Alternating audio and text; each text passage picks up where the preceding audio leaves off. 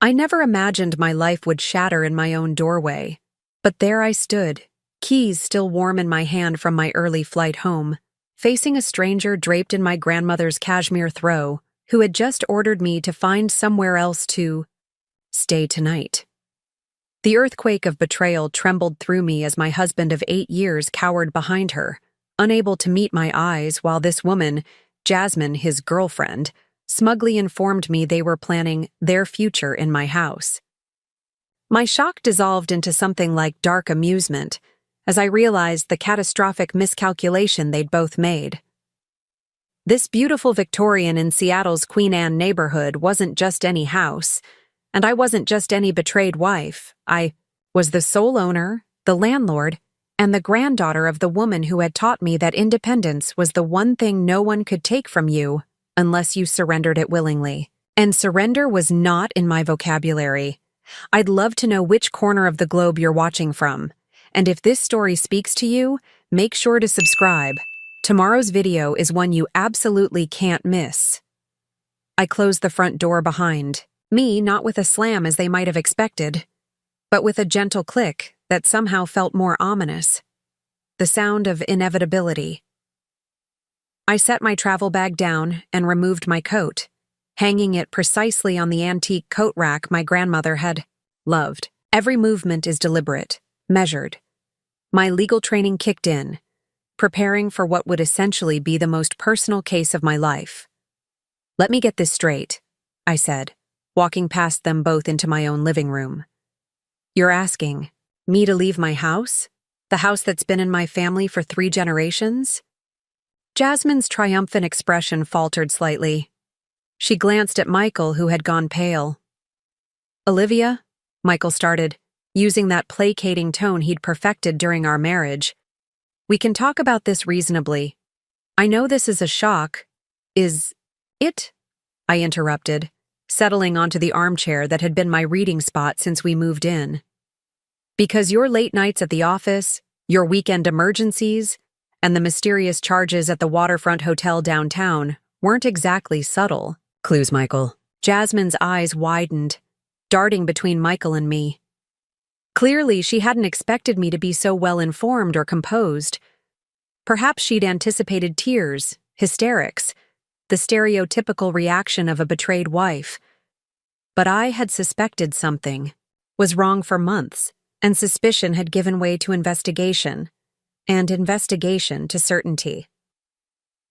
What neither of them knew was that I had already consulted with Diana Martinez, the best divorce attorney in Seattle, 2 weeks ago. What neither of them knew was that I had already documented every suspicious transaction, every unexplained absence, every lie. What neither of them knew was that beneath my calm exterior, I wasn't breaking.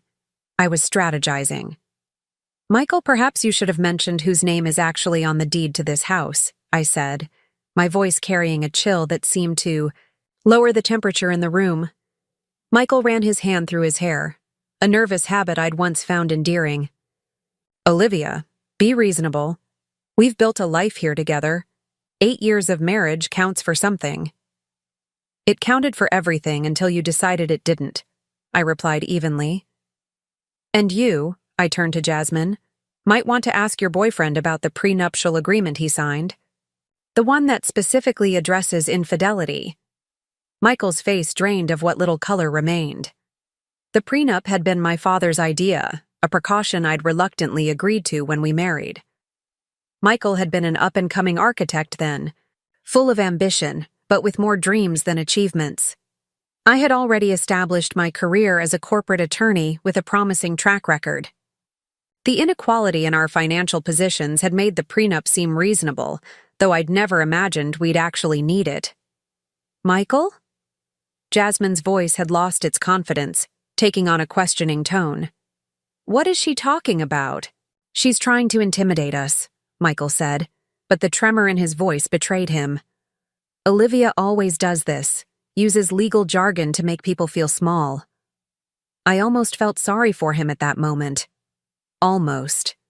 The desperation in his attempt to maintain control over a situation rapidly spiraling away from him was palpable. I stood up, smoothing the wrinkles from my charcoal pencil skirt. "I'll be staying at the Four Seasons tonight," I announced, picking up my bag again. "Not because you have any right to ask me to leave, but because I prefer not to sleep under the same roof as either of you right now. I expect you both to be gone by noon tomorrow. After that, I'll have the locks changed." "You can't just throw me out of my own home." Michael's voice rose, panic replacing his earlier discomfort. "It's not your home, Michael. It never was. You've been living here because I allowed it." I pulled out my phone and pulled up the property records I'd downloaded that morning, a precaution born of growing suspicion. I turned the screen toward them. "The deed is in my name only. Always has been. My grandmother left it to me before we even met." Jasmine adjusted the cashmere throw around her shoulders, looking increasingly uncomfortable. "Michael told me this was your shared home, that you bought it together after you got married.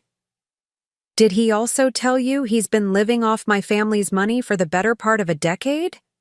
The words came out sharper than I intended, but I didn't regret them. "Or that his architecture firm has been struggling for the past 2 years? Or that the credit cards he's been using to wine and dine you are in my name?" Michael's face contorted with anger and shame. "That's not fair, Olivia. I've contributed. My designs—" "Your designs are brilliant, Michael. They always have been. But they haven't paid our mortgage in 4 years." I softened my tone slightly, not out of kindness but precision. I wanted the facts to land clearly, without the distortion of emotion. "I've supported your dream because I believed in you.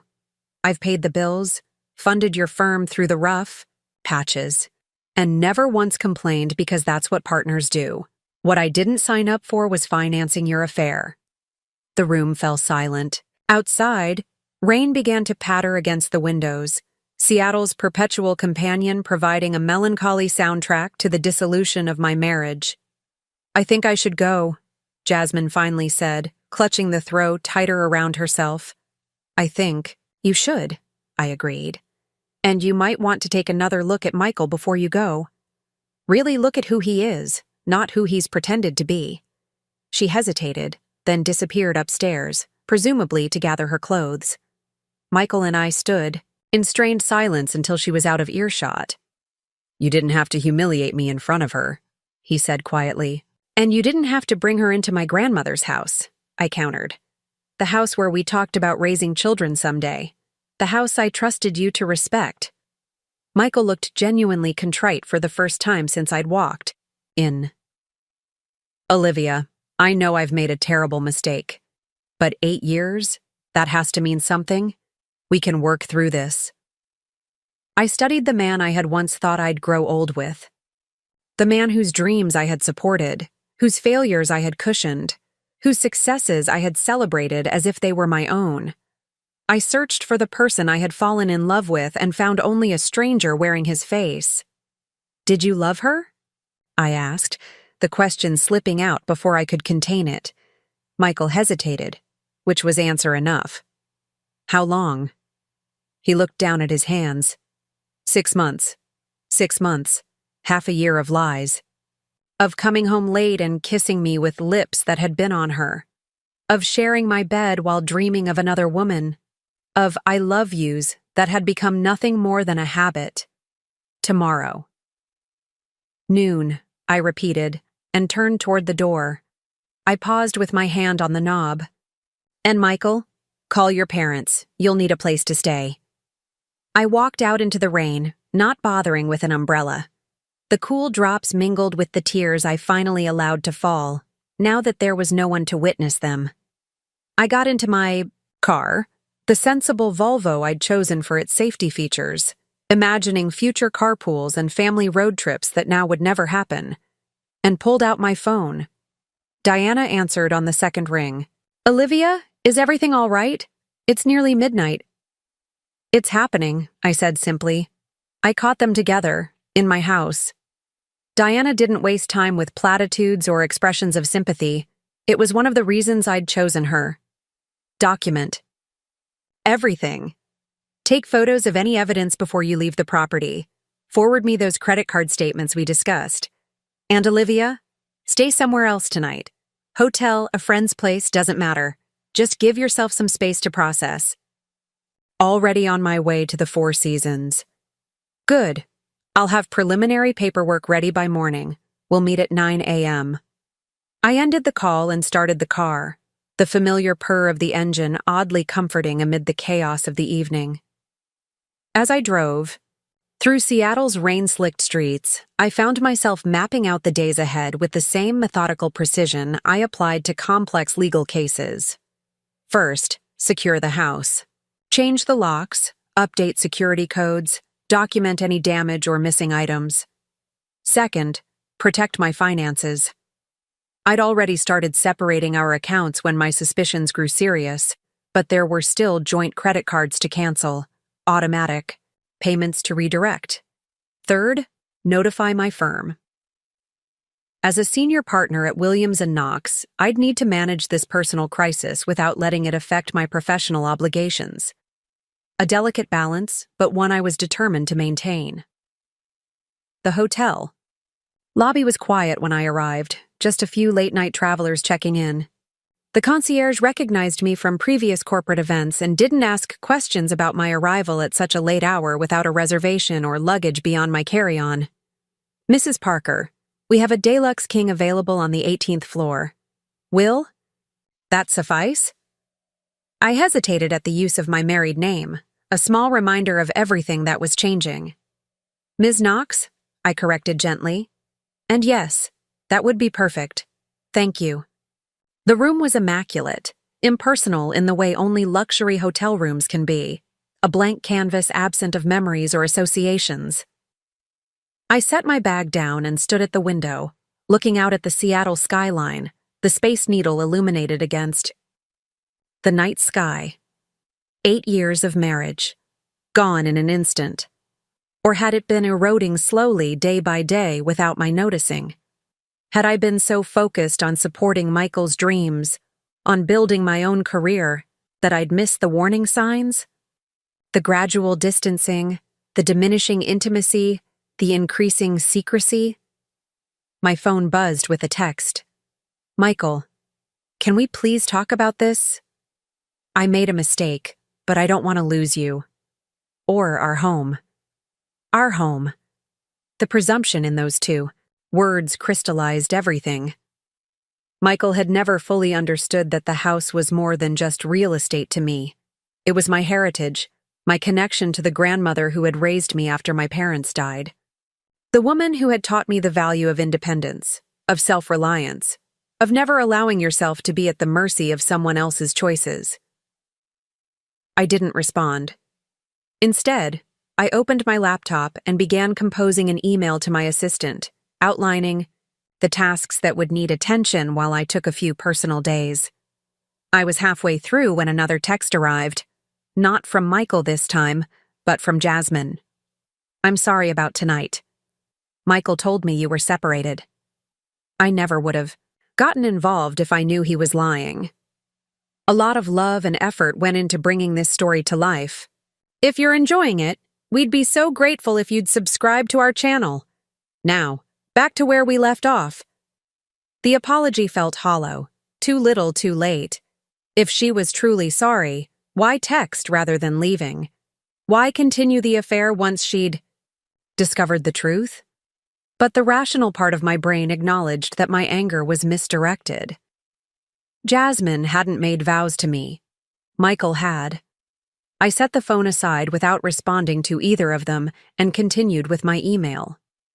When it was sent, I showered, washing away the physical traces of the day, the airplane recycled air, the taxi exhaust, the lingering scent of betrayal that seemed to cling to my skin. Wrapped in the hotel's plush robe, I finally allowed myself to fully feel the emotions I'd been holding at bay. Not just the pain of betrayal, though that was sharp and insistent, but also a surprising sense of clarity. For years, I'd been making accommodations for Michael. Financially, emotionally, professionally, I'd accepted his extended absences as dedication to his work. I'd shouldered the burden of our expenses as an investment in our future. I'd postponed my own desires, including the children we'd once planned to have, to support his need to establish himself first. And what had it gotten me? A husband who brought another woman into my grandmother's house, who had the audacity to ask me to leave so they could have privacy. As I slipped between the cool, impersonal sheets of the hotel bed, a strange calm settled over me. Tomorrow would bring complications, difficult conversations, the beginning of legal proceedings that would formally end my marriage. But it would also bring the first day of a life reclaimed. A life where I made choices based solely on my own needs and desires. For nearly a decade, I'd been Olivia Parker, Michael's wife, playing a supporting role in the story of his career, his ambitions, his life. It was time to remember who I was before. Olivia Knox, a woman who had never needed anyone to complete her story. As sleep finally claimed me in the early hours of the morning, my last conscious thought was not of what I had lost, but of what I was about to reclaim. The Four Seasons signature scent, subtle notes of cedar and bergamot, greeted me as I emerged from a fitful sleep. For a disorienting moment, I forgot where I was and why. Then reality crashed back. My husband's betrayal, a stranger in my grandmother's house, the collapse of my marriage in a single devastating instant. My phone showed 6:30 a.m., along with 16 missed calls and 23 text messages from Michael. I ignored them all and called room service instead. If I was going to face Diana Martinez at 9 a.m. and dismantle my marriage, I would do it properly caffeinated and fed. While waiting for my breakfast, I opened my laptop and pulled up the document I'd been compiling for weeks, a detailed accounting of our finances. Michael might have forgotten whose name was on the deed to our house, but I hadn't forgotten how our financial lives had become increasingly entangled over 8 years of marriage.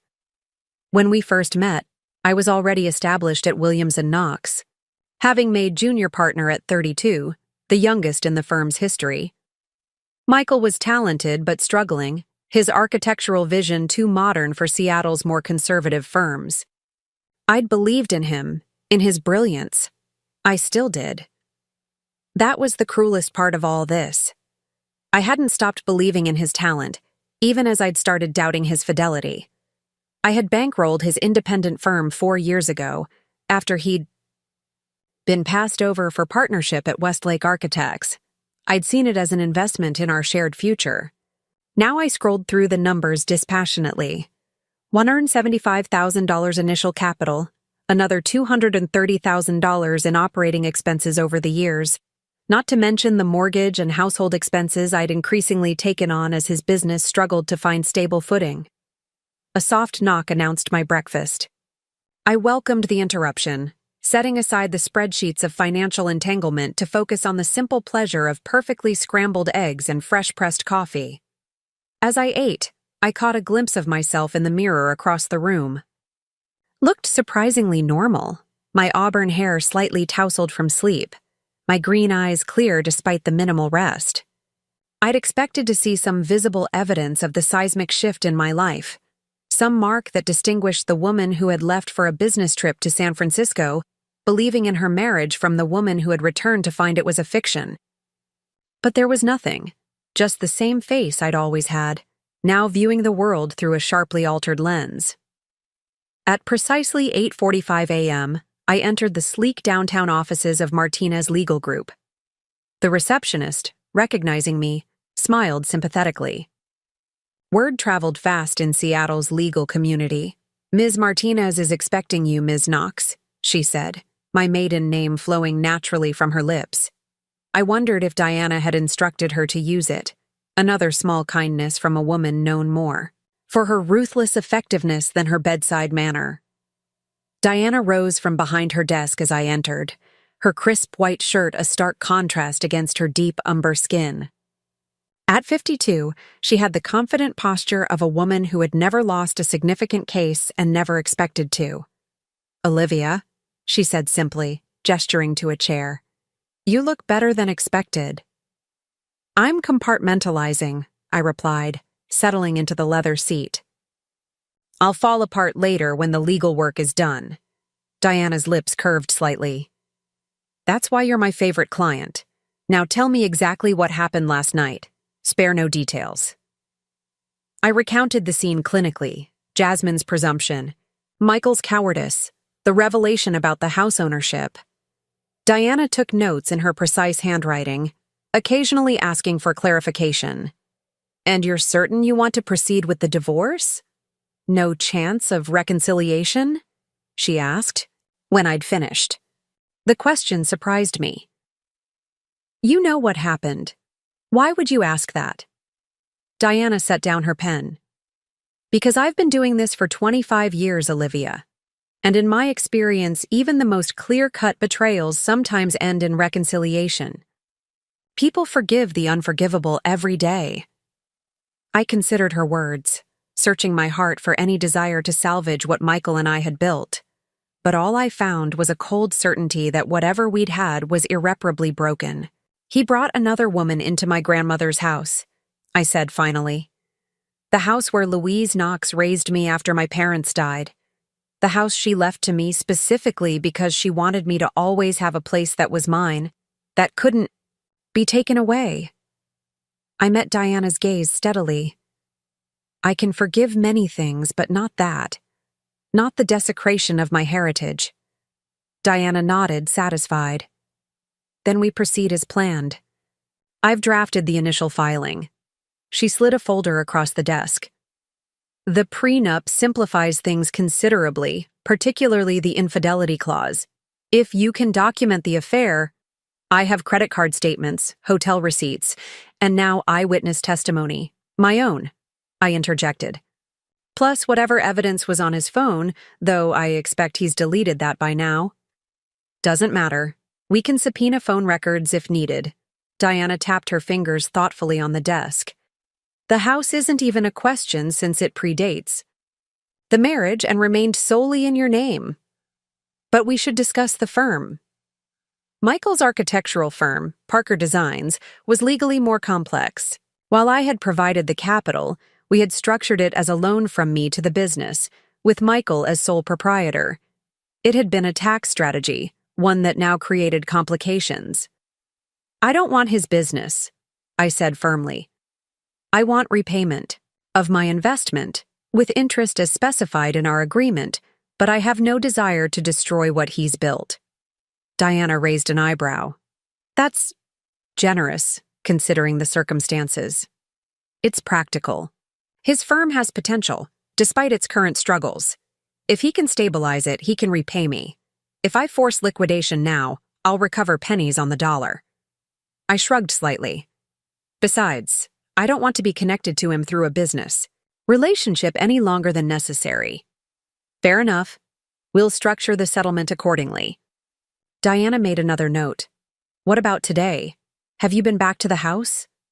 I shook my head. I told them to be out by noon. I plan to return after this meeting. Don't go alone, Diana advised. Not for legal reasons. You're well within your rights. But for emotional support. These initial confrontations can be more difficult than anticipated. I thought about who I could ask.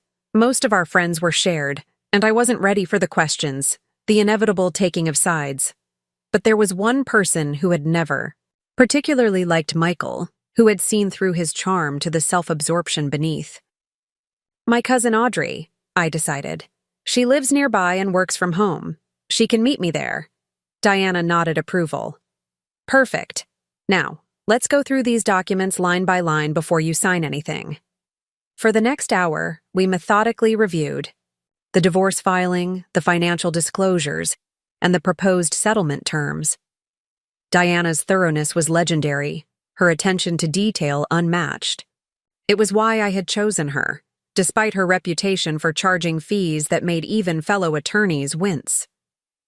By the time I left her office, I had signed the initial paperwork and had a clear roadmap for the process ahead. 3 to 6 months, Diana estimated, given the prenup and the clear evidence of infidelity. A lifetime, it felt like, to have Michael legally excised from my life. Outside, Seattle's persistent drizzle had given way to weak sunshine. a rare enough occurrence in February to feel like a small blessing. I texted Audrey, who responded immediately with a string of expletives about Michael, followed by confirmation that she'd meet me at the house in 30 minutes. I stopped at a hardware store en route and purchased new locks, high-security deadbolts. That would replace the existing ones. An unnecessary precaution, perhaps, given that I planned to change the security codes as well, but there was something symbolically powerful about physically changing the barriers between my home and the outside world. As I pulled into the driveway of my Queen Anne Victorian, I noted with grim satisfaction that Michael's Tesla was gone. Whether he had respected my deadline or simply couldn't face me again, I didn't know or care. What mattered was reclaiming my space. Audrey's Mini Cooper was already parked on the street, and my cousin leaned against it, her tall frame and signature platinum pixie cut unmistakable even from a distance. She straightened as I approached, her usually playful expression replaced by fierce protectiveness. "I brought reinforcements," she said by way of greeting, holding up a bottle of expensive scotch in one hand and a toolbox in the other. Liquid courage and practical solutions, the dual approach. For the first time since discovering Michael and Jasmine in my home, I felt the tension in my shoulders ease slightly. Audrey had that effect, her practical Midwestern sensibility cutting through drama with the precision of a surgeon's scalpel. "The scotch will have to wait until after we're done changing locks," I said, managing a small smile.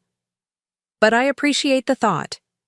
"Oh, the scotch is non-negotiable," Audrey replied, following me up the front steps. "But I concede it can wait until after the manual labor." She hesitated as we reached the door. "Are you sure they're gone? Because I'm fully prepared to unleash a lifetime of repressed Midwestern rage if that home-wrecking harpy is still here." "Michael's car is gone," I said, inserting my key into the lock. "That's all I know." The house was silent as we entered, no sign of recent occupation except for a coffee mug left on the kitchen counter. Not one of mine, I noted with a flash of irritation. Jasmine had apparently made herself quite comfortable. "I'll check upstairs," Audrey volunteered, already moving toward the staircase. "You scout the main floor." I moved methodically through the rooms I knew so intimately.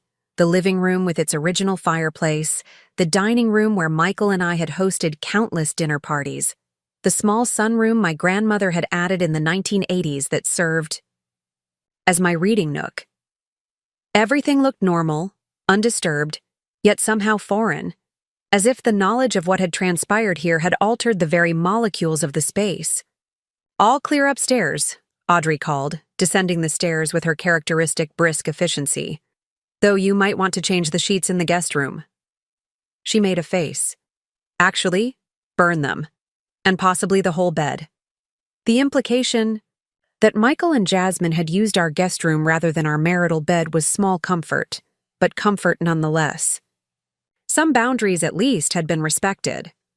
"Let's start with the locks," I said, pushing aside the mental image Audrey's words had evoked. "Front door first, then back." Working together, we made quick work of replacing the deadbolts. Audrey, whose renovation hobby had equipped her with surprising handywoman skills, handled the installation while I changed the codes on the electronic security system and the garage door opener. "He's been calling non-stop," Audrey mentioned casually, as she tested the new front door lock.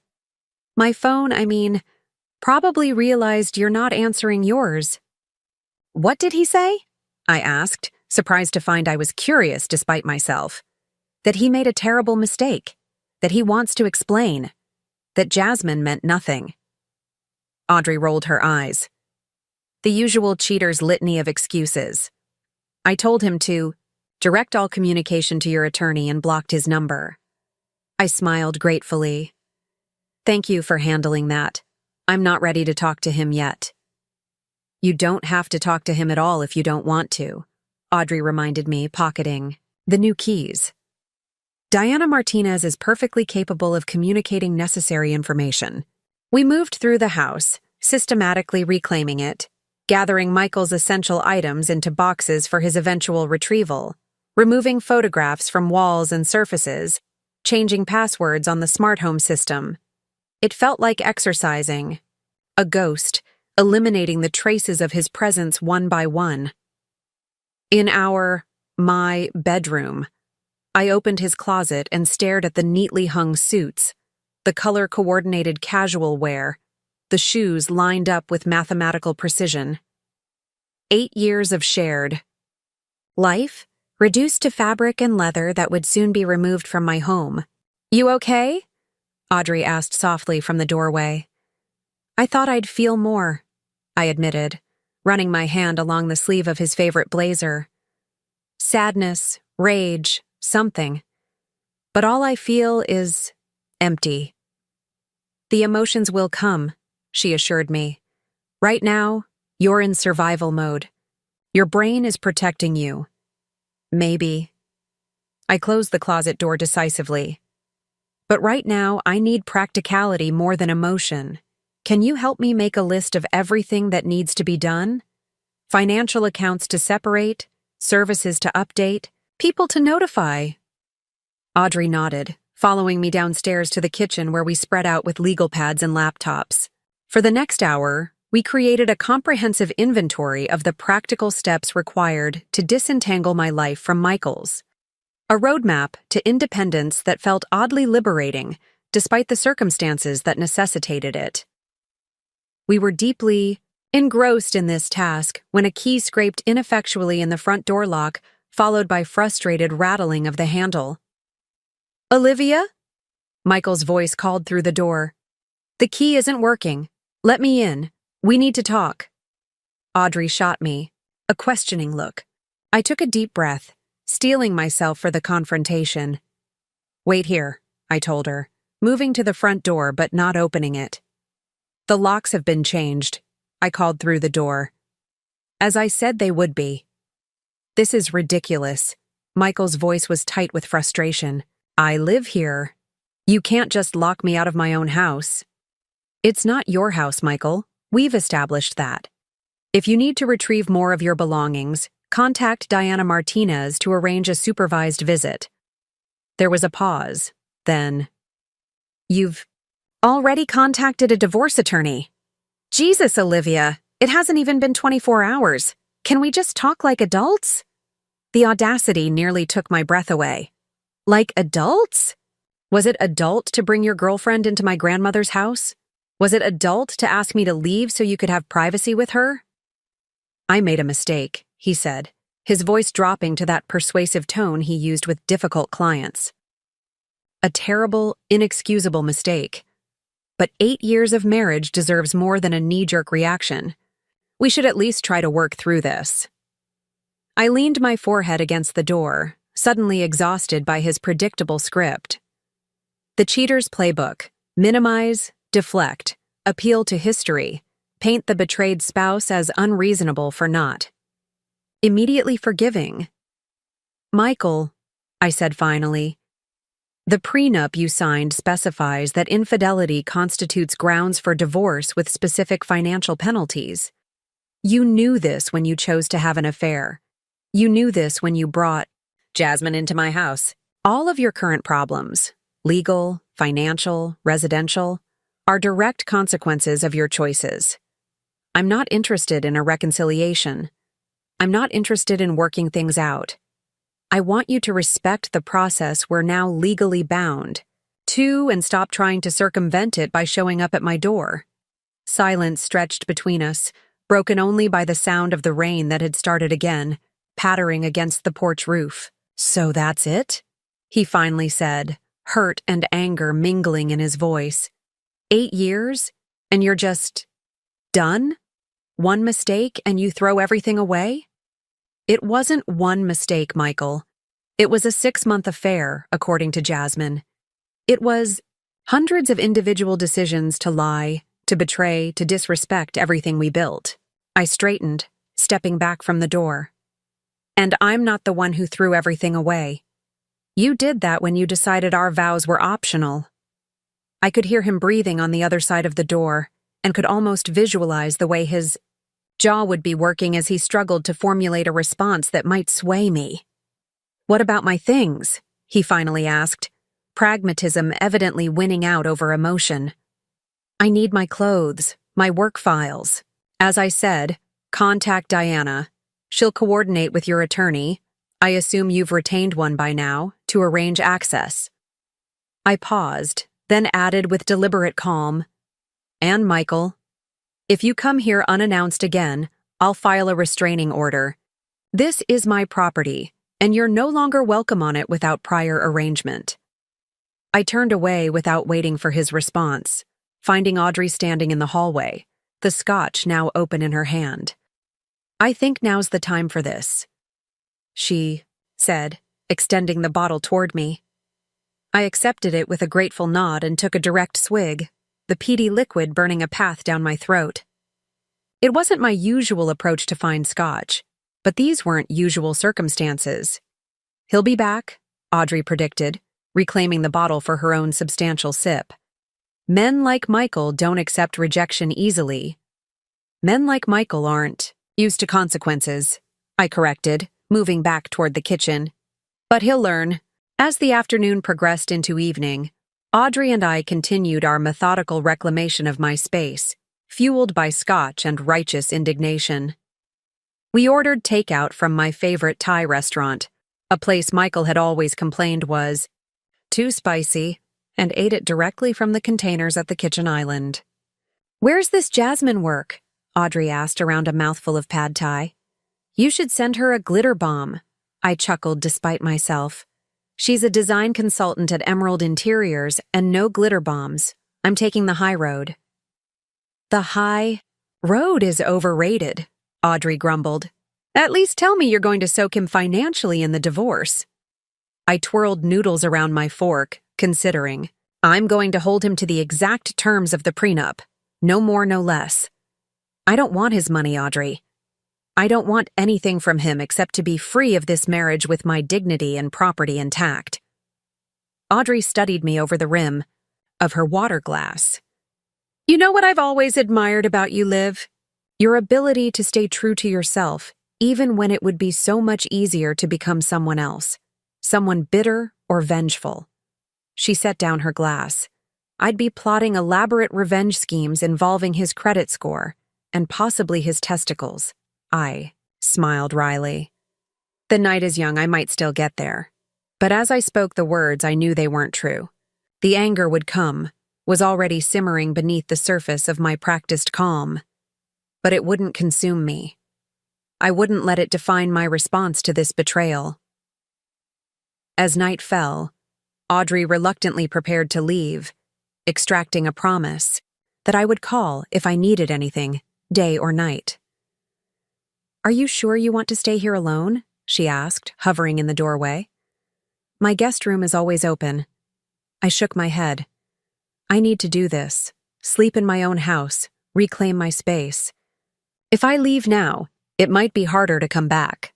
After she left, I moved through the quiet rooms, turning off lights, checking locks, completing the familiar bedtime ritual that now felt anything but familiar. In the bedroom, I hesitated before the king-sized bed Michael and I had shared. Then, impulsively stripped it completely, replacing the sheets and comforter with fresh linens from the closet. Small acts of reclamation, one after another. As I finally slid between the cool sheets, my phone buzzed with a text. I expected Michael, making one last attempt at communication before the night ended. Instead, it was a message from William Knox, my father's older brother and the current managing partner at Williams & Knox. "Olivia, heard about the situation with Michael. If you need anything, legal support, time off, someone to have a quiet word with him, let me know. Family stands together." The message, so typical of my uncle's understated but unwavering support, brought the first tears I'd allowed myself since discovering Michael's betrayal. They weren't tears of sadness or even anger, but of gratitude that amid the wreckage of my marriage, I still had a foundation of family who would stand with me without question.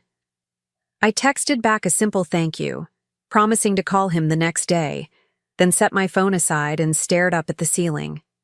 The house creaked and settled around me, its familiar noises both comforting and disorienting in the new context of solitude.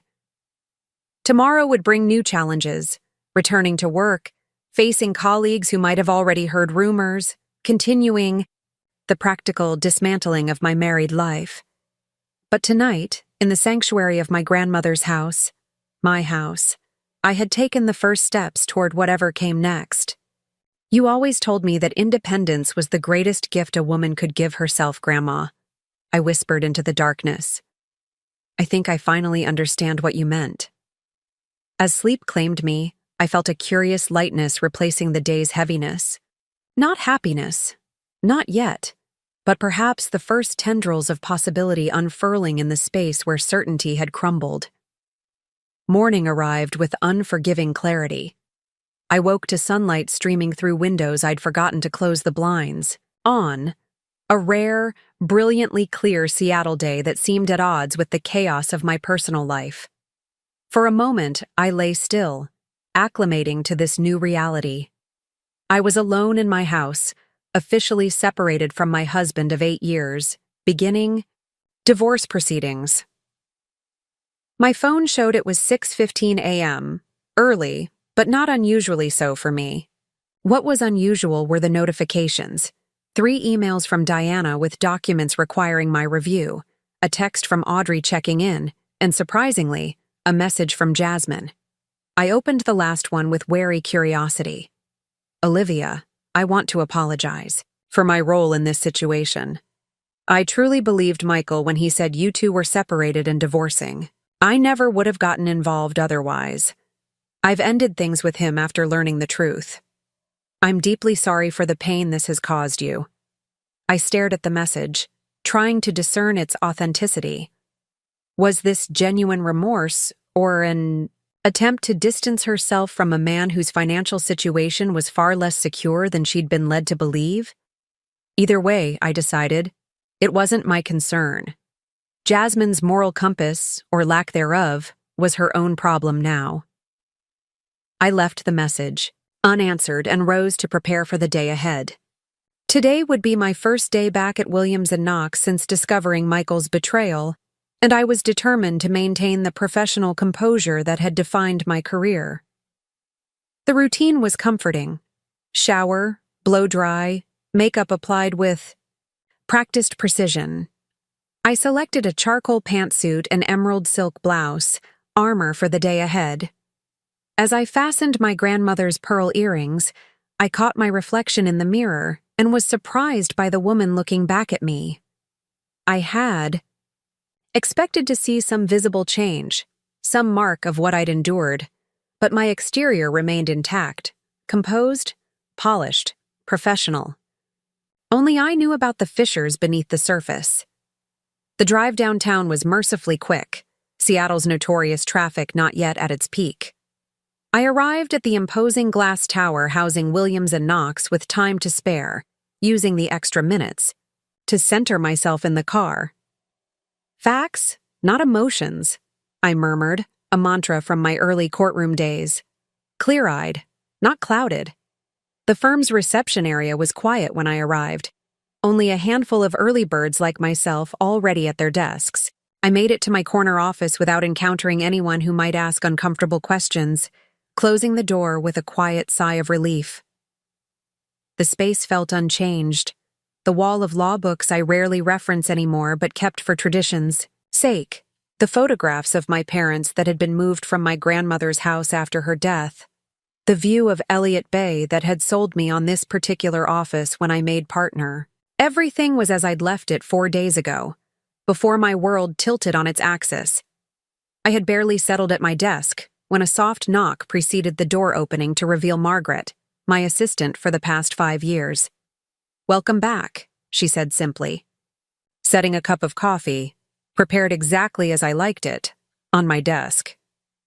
"Your 9 a.m. with Westridge Tech called to confirm, and your uncle would like to see you when you have a moment." No mention of Michael, no probing questions or sympathetic looks.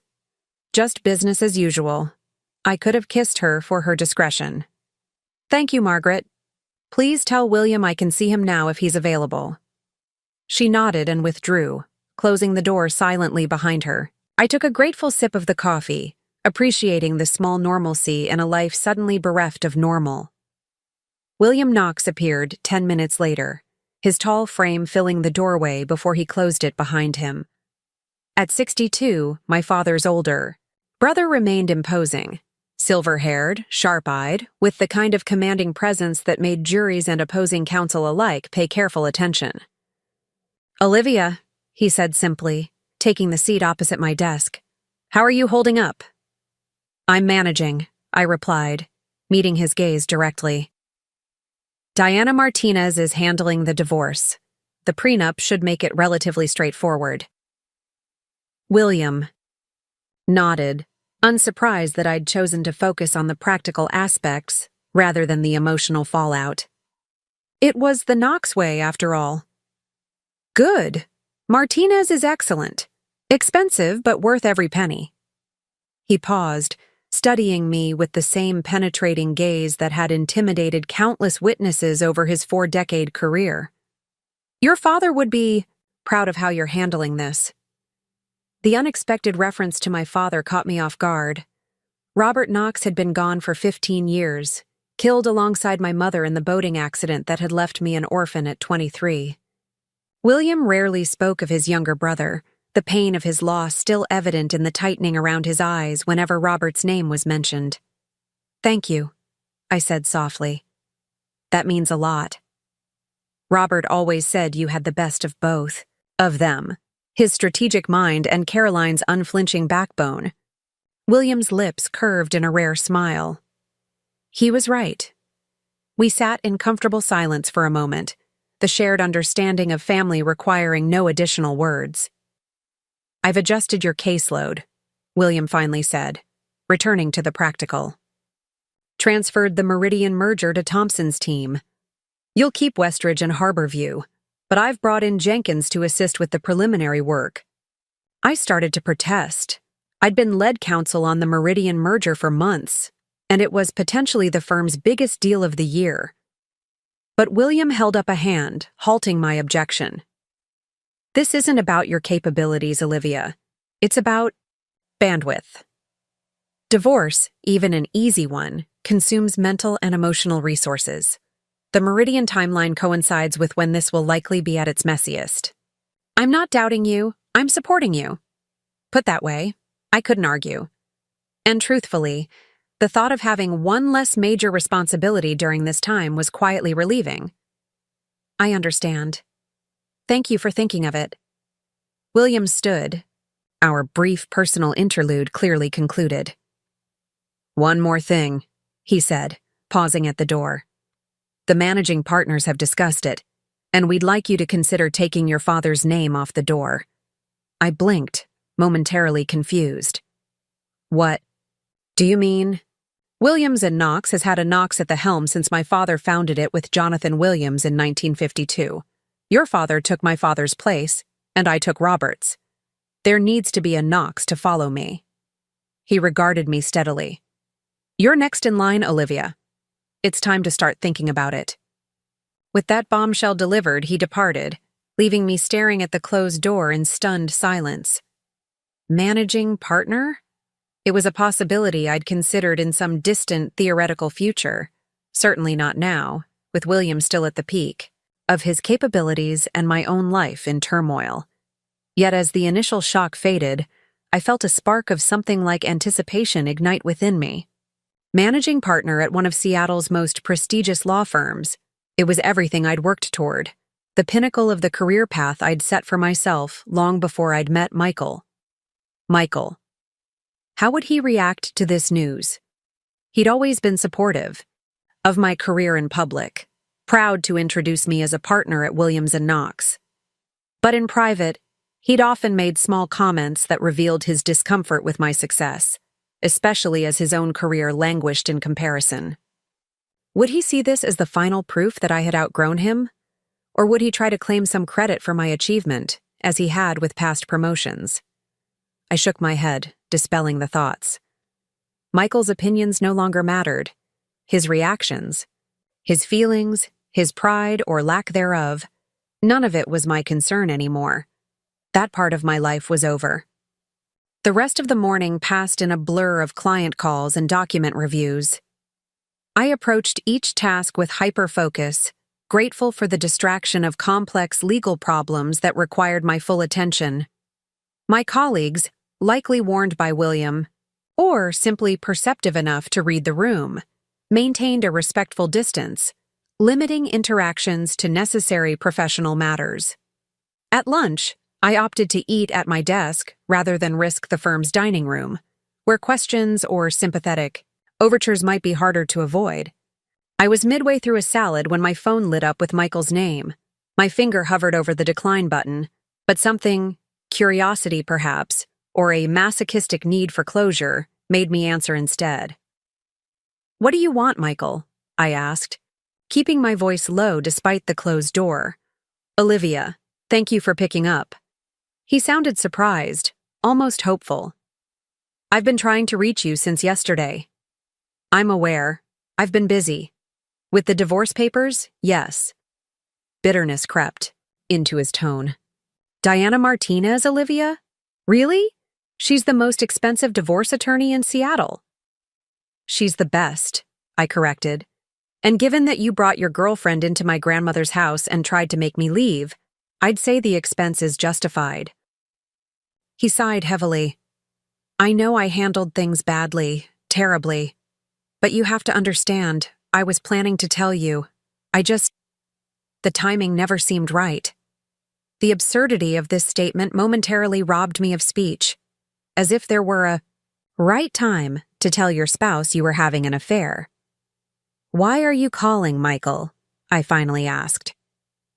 "If it's about your belongings, Diana has already communicated with Patricia Winters about a supervised retrieval time." "Patricia Winters? I haven't hired Patricia Winters." He sounded confused. "Then who is your attorney?" I asked, equally puzzled. Diana had mentioned having received correspondence from Winters just that morning. There was a slight pause. "I haven't retained anyone yet. I was hoping we could handle this without attorneys, without making it adversarial." Understanding dawned, bringing with it a fresh wave of indignation. "Let me get this straight.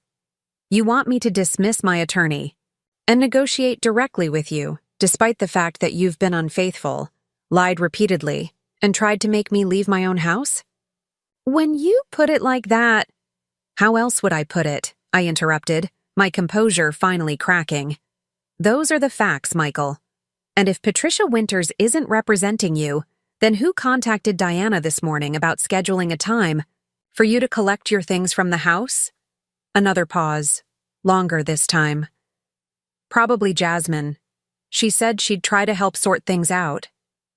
I closed my eyes, absorbing this fresh betrayal. Not only was Jasmine presumptuous enough to contact me directly with her hollow apology, but she was now apparently pretending to be a legal representative to gain access to my home.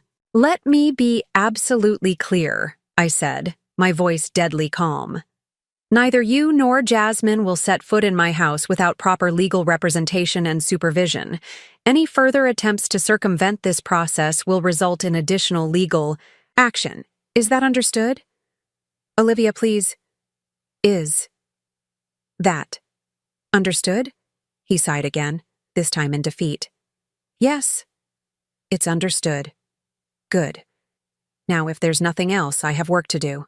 "Just one more thing," he said quickly, before I could hang up. "Your name is still on the business accounts for Parker Designs. I can't access the operating funds without your signature. We have payroll coming up for the staff." "Of course. It always came back to money with Michael." "I'll have Diana draft an amendment to the operating agreement," I cut in. "You'll have access to the necessary funds for legitimate business expenses, with oversight provisions until the divorce is finalized." "Oversight?" His voice rose slightly. "It's my company, Olivia. A company funded entirely by my investment," I reminded him. "A company whose operating expenses I've been subsidizing for years. Be grateful I'm not calling in the loans immediately, which I would be well within my rights to do given the circumstances." The silence that followed told me he hadn't considered this possibility, that in his rush to secure access to the business accounts, he'd inadvertently reminded me of the considerable financial leverage I held. "Thank you," he finally said, his tone carefully modulated. "I appreciate your reasonableness about the business." "It's not reasonable, Michael. It's practical. I want to recover my investment, not destroy what you've built." After ending the call, I sat still for a moment, allowing the tension to drain from my shoulders. Then I picked up my desk phone and called Diana. "Jasmine Cortez is impersonating legal counsel," I informed her without preamble when she answered. "She contacted your office this morning pretending to represent Michael." Diana's sharp intake of breath was followed by a string of colorful curses. "That's a serious ethical violation, potentially criminal, depending on exactly what she claimed." "I want it addressed immediately," I said. "And I want to amend the temporary arrangements for Parker Designs. Michael needs access to the operating accounts for payroll, but I want oversight until the divorce is finalized." "Consider it done," Diana replied. "And Olivia? Well handled." Many clients would be throwing glasses against walls at this point, not calmly arranging business continuity. After hanging up, I returned to my work with renewed determination, channeling my frustration into productive energy. By the time evening arrived, I had cleared my desk of pending matters, drafted a comprehensive memo for Jenkins regarding the Westridge case, and prepared fully for the next day's client meetings. As I gathered my things to leave, Margaret appeared in the doorway. "Your car is waiting downstairs," she said. "And I've taken the liberty of making dinner reservations at Canley's for you and Miss Harper at 8 p.m. I looked up in surprise. Audrey had mentioned nothing about dinner plans, and Canley's was one of Seattle's most exclusive restaurants, not a place for casual last-minute dining. "There must be some mistake," I began, but Margaret shook her head. "No mistake. Miss Harper called this afternoon while you were in with the Westridge team." She was quite insistent. A small smile played around her lips. "Something about not letting you wallow in legal briefs and self-righteousness on your first night back." It was such a perfect Audrey sentiment that I couldn't help but laugh. "Of course she did. Thank you, Margaret." The car service, another of Audrey's arrangements evidently, delivered me home with enough time to shower and change before dinner. As I moved through the house, I was struck by how quickly it was returning to a space that felt entirely mine. Already, the absence of Michael's possessions was more comfort than wound. In the bedroom, I opened my closet and surveyed my options. For years, my wardrobe had been carefully curated for professional success. Tailored suits, modest dresses, sensible heels, even my casual wear tended toward the conservative, influenced by Michael's preference for what he called understated elegance, but what I now recognized as simply boring. On impulse, I reached for the one item that had always drawn Michael's disapproval. A red silk dress with a daringly low back, purchased on a solo trip to New York 3 years ago, and worn exactly once before being relegated to the back of the closet after Michael's subtle but persistent criticism. The fabric slid cool against my skin as I slipped it on, the color vibrant against my fair complexion. I studied my reflection in the full-length mirror, seeing not just the dress, but the woman wearing it, someone emerging from the careful constraints of a marriage that had slowly but steadily diminished her. "There you are," I murmured to my reflection, recognizing something in my eyes that had been absent for longer than I cared to admit. A spark of defiance, of self-determination. A willingness to be seen on my own terms. Canlis was as elegant as its reputation promised, all understated luxury and impeccable service. Audrey was waiting at the bar when I arrived, her expression shifting from casual observation to surprised approval as she took in my appearance. "Well, well," she said, rising to greet me with a warm hug. "Look who decided to come out of hiding.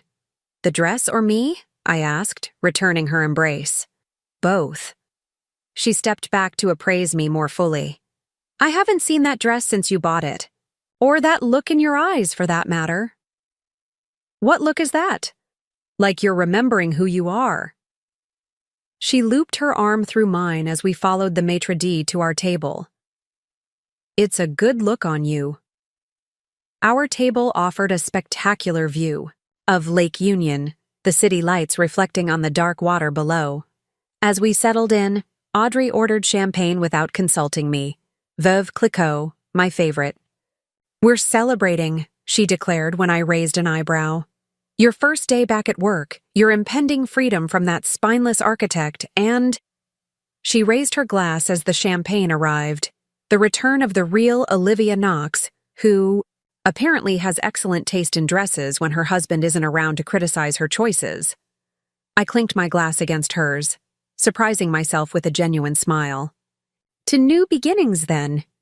To new beginnings? She echoed. And to that absolute bombshell William dropped on you today. I nearly choked on my champagne. How did you know about that? Audrey's smile was utterly unrepentant. William called me after he left your office. He wanted me to make sure you were celebrating properly, not just burying yourself in work. Since when are you and my uncle so chummy? I demanded, torn between amusement and annoyance at their collusion. Since he realized I'm the only person who can get you to do something other than work or strategize your divorce. She shrugged unapologetically. Someone has to remind you that you're 35, not 65, and that life continues outside the hallowed halls of Williams and Knox. As the evening progressed through multiple exquisite courses, I found myself relaxing in a way I hadn't in months, perhaps years. Audrey had always had that effect on me, her irreverent humor and refreshing directness cutting through my tendency toward excessive seriousness. We were halfway through dessert when Audrey suddenly stiffened, her gaze fixing on something over my shoulder. Incoming, she muttered. 3 o'clock. Don't look too obvious. I turned slightly, following her gaze, and felt my stomach drop. Michael had just entered the restaurant, impeccably dressed in the charcoal suit I'd given him for his last birthday. And beside him, looking polished and professional in a navy sheath dress, was Jasmine. You have got to be kidding me, Audrey hissed. The audacity of that man. I turned back to face her, willing my expression to remain neutral despite the churning in my gut. It's a free country. He can dine wherever he chooses. At the restaurant where you had your first date? Where did he propose? Audrey's outrage was building. This isn't a coincidence, Liv. This is deliberate provocation. She was right, of course. Canlis held significant history for Michael and me. History he was now appropriating for whatever game he was playing with Jasmine. The realization brought clarity rather than pain. This wasn't about love or even attraction. This was about power, about maintaining the illusion of control even as it slipped from his grasp. Let them have their performance, I said quietly. It doesn't touch us. Audrey's eyes widened slightly at my use of us rather than me, then softened with understanding. Of course it doesn't, she agreed, reaching across to squeeze my hand. But just so you know, I fully support making a dramatic exit that happens, to take us right past their table, if you're interested. I considered the option, imagining Michael's face if I were to pass by in the red dress he'd always tried to discourage me from wearing, looking confident and composed rather than devastated.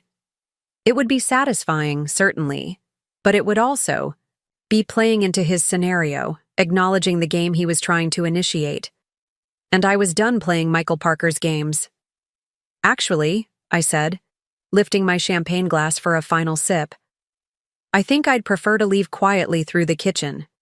Let them wait for a reaction that never comes. Audrey's slow smile was approval itself.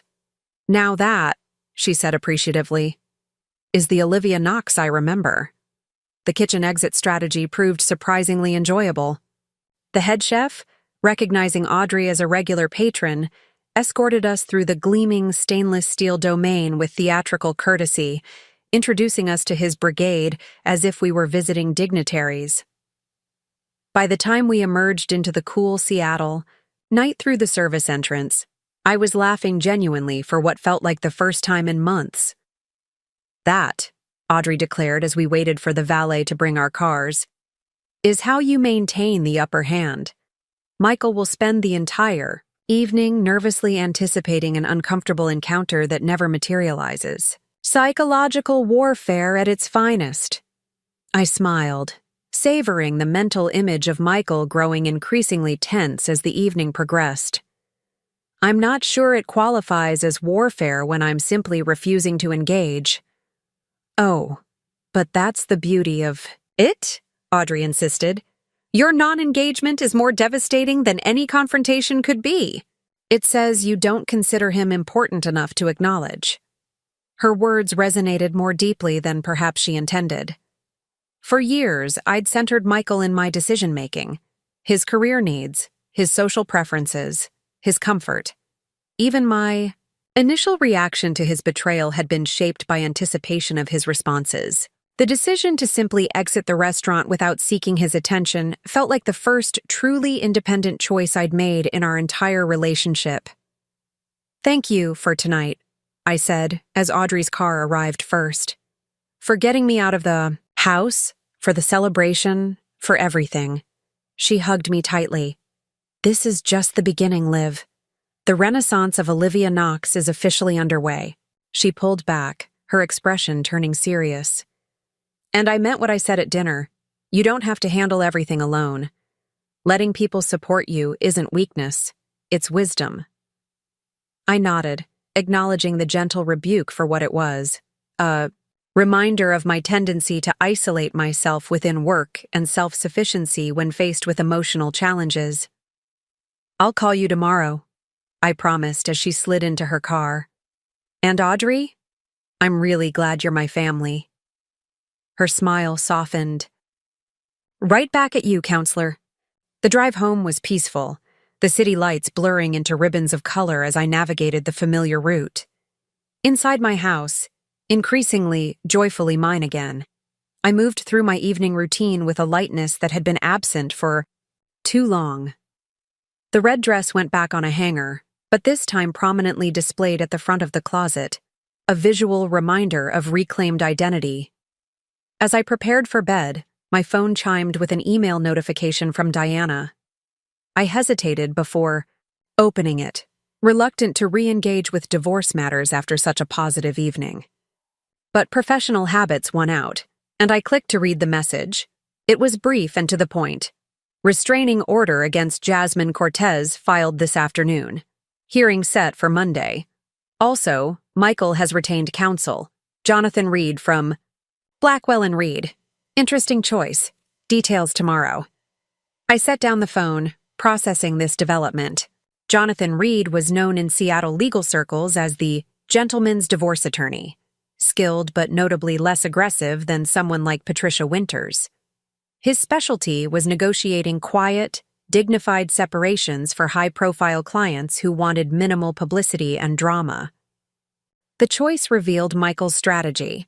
He was positioning himself as the reasonable party seeking an amicable resolution, in contrast to my excessive response of hiring Diana Martinez and filing restraining orders. It was manipulative but predictable. Michael had always excelled at managing perceptions, at crafting narratives that cast him in the most favorable light. I slept surprisingly well that night, waking refreshed to another clear Seattle morning.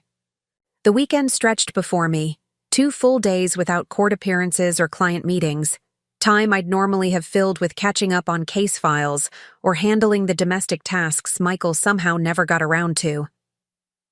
Today, however, I felt no pull toward either work or household management.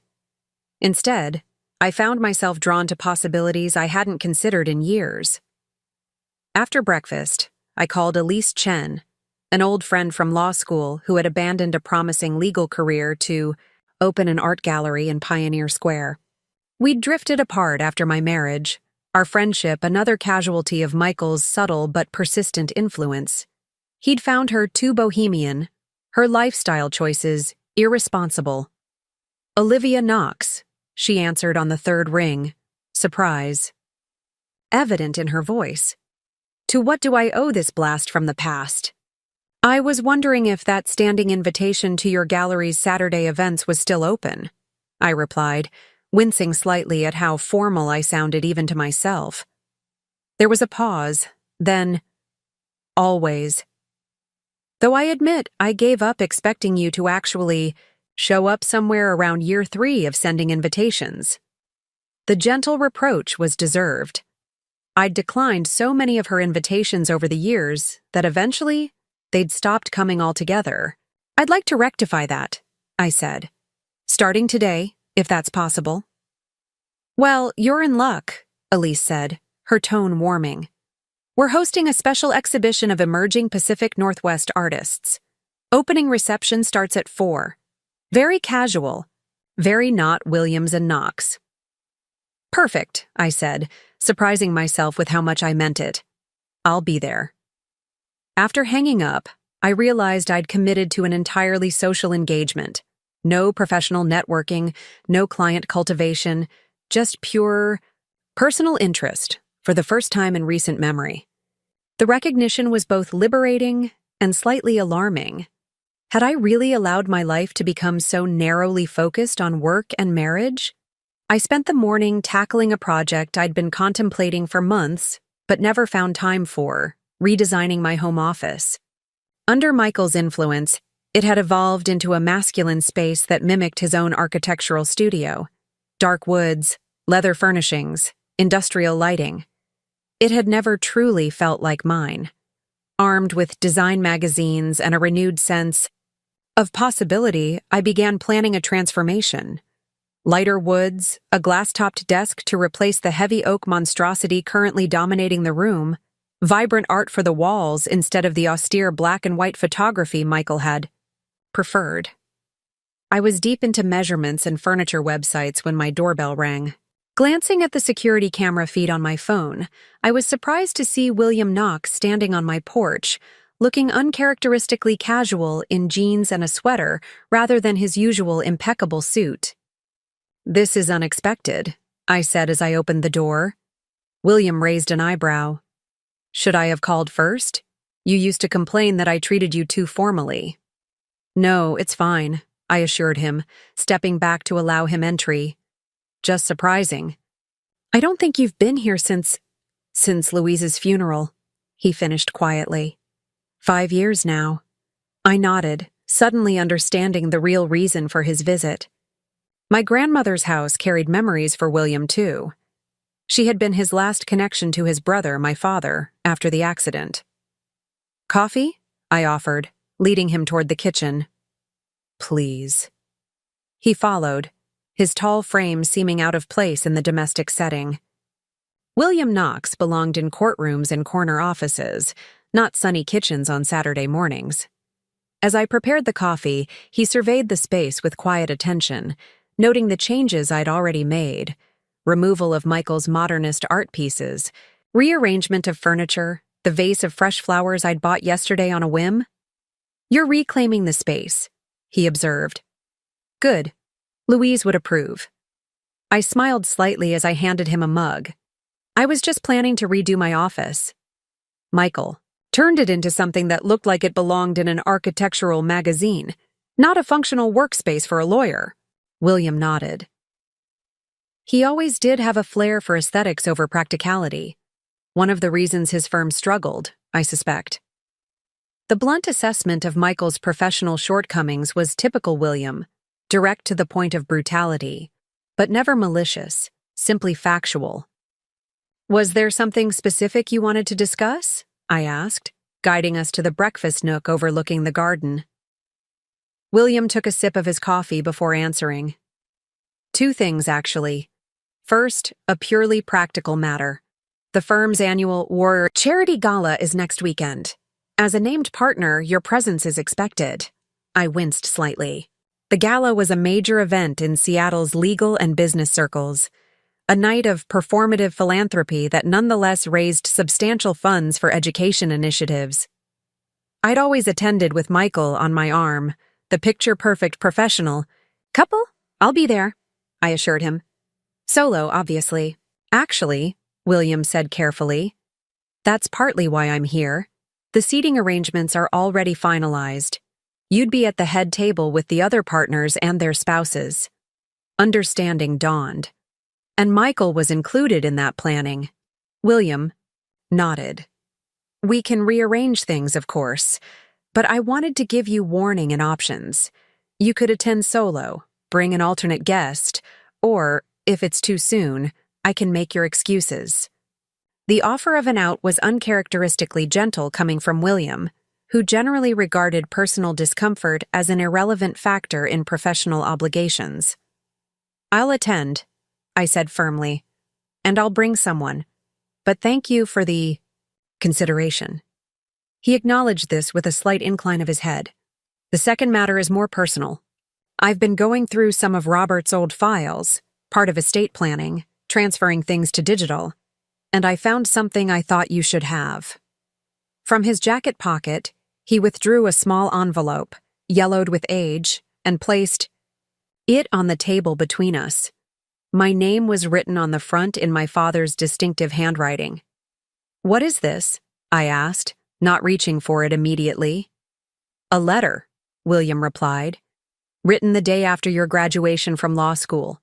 Robert asked me to hold it for you, to give it to you when the time was right." I'll admit I'd forgotten about it until recently. I stared at the envelope, a message from a ghost. "And you think now is the right time?" William's expression softened almost imperceptibly. "Robert always said you were like him, strongest when facing adversity, most yourself when challenged. I think he'd want you to have his words now, as you're rebuilding." I picked up the envelope carefully, as if it might disintegrate in my hands. "Thank you," I said simply, knowing William would understand that the brevity of my response wasn't lack of gratitude, but an attempt to maintain composure. He nodded and stood, recognizing my need for privacy with this unexpected connection to my father. "I'll see myself out. Call if you need anything, professional or personal." After he left, I sat for a long time with the unopened letter in my hands, torn between eagerness to read my father's words and fear of the emotional response they might evoke. Finally, I slipped it into the pocket of my robe, deciding to save it for evening, when I could absorb its contents without the pressure of Elise's gallery opening ahead of me. The rest of the day passed in productive activity, finalizing plans for my office redesign, ordering a few key furniture pieces for delivery the following week, and selecting a new paint color for the master bedroom that would replace the subdued taupe Michael had insisted was timeless, with a vibrant sage that made the space feel alive. By mid-afternoon, I was readying for the gallery opening, confronting another wardrobe decision that felt weightier than it should. After deliberation, I opted for dark jeans paired with a silk blouse in deep purple, casual by my usual standards but still put together, a middle ground between corporate attorney and artistic freedom. Chen Gallery was bustling when I arrived, the industrial space transformed by strategic lighting and the vibrant energy of Seattle's art scene. I spotted Elise immediately, her signature silver-streaked black bob unmistakable as she guided a group of potential buyers through the main exhibition area. She broke away when she saw me, her smile genuine if slightly wary. "You actually came." "I said I would," I replied, accepting her quick hug. "Yes, but you've said that before." There was no recrimination in her tone, just statement of fact. "What changed?" I considered deflecting with something non-committal, but our friendship, however neglected, deserved honesty. "Everything," I admitted. "Michael and I are divorcing. I'm re-evaluating a lot of choices." Elise's expression shifted from surprise to understanding. "I never liked him," she said simply. "Too controlling in that quiet way that makes a woman doubt herself." The assessment was so accurate it momentarily took my breath away.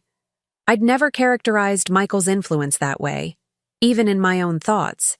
But Elise had captured it perfectly, the subtle undermining that had gradually reshaped my life, without any single moment of overt domination. "I'm sorry I drifted away," I said. Elise shrugged, pragmatic as always. "You're here now.